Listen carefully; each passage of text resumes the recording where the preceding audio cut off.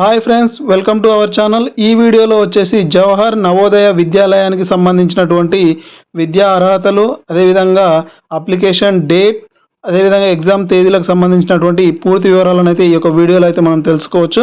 మరి లేట్ చేయకుండా వీడియోలోకి వెళ్ళినట్లయితే నవోదయాల్లో 6వ తరగతి ప్రవేశాలకు అయితే నోటిఫికేషన్ అయితే విడుదల కావడం జరిగింది. నవోదయ స్కూల్లో చేరాలనుకునే వారికి కేంద్రం అయితే శుభవార్త చెప్పింది.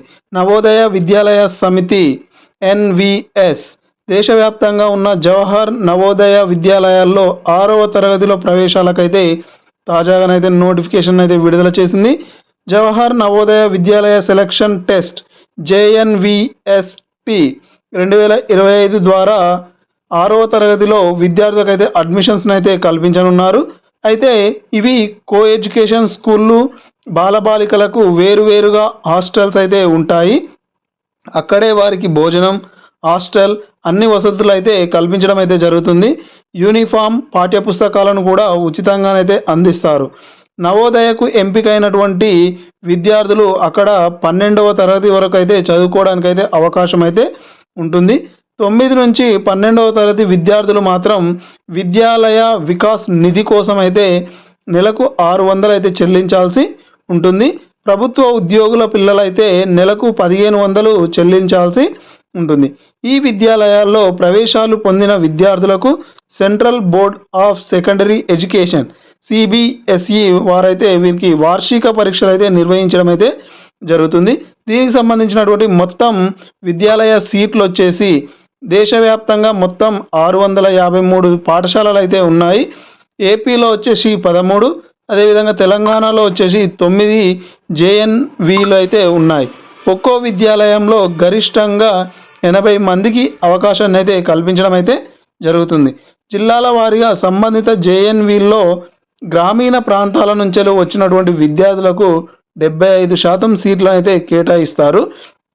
వీటికి సంబంధించినటువంటి అర్హతలు కనుక మనం చూసుకున్నట్లయితే ఏదైనా ప్రభుత్వం గుర్తింపు పొందినటువంటి పాఠశాలల్లో 5వ తరగతి చదువుతున్నటువంటి విద్యార్థులు దరఖాస్తు చేసుకోవచ్చు.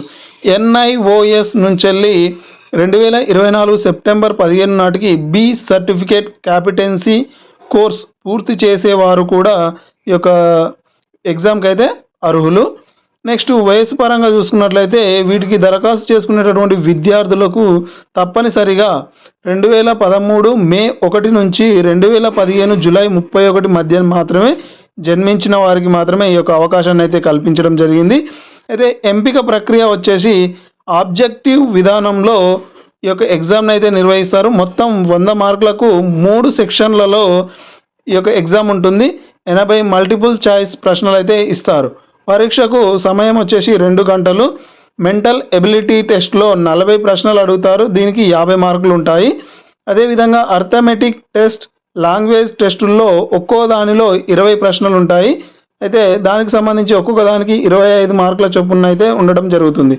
సో అవి 50 మార్క్స్, ఈ అర్థమెటిక్కి 25 మార్క్స్, లాంగ్వేజ్ టెస్టుల్లో 25 మార్క్స్, మొత్తం 100 మార్కులు అయితే ఉండడం జరుగుతుంది. దీనికి సంబంధించి ఎటువంటి నెగిటివ్ మార్క్స్ అయితే లేవు.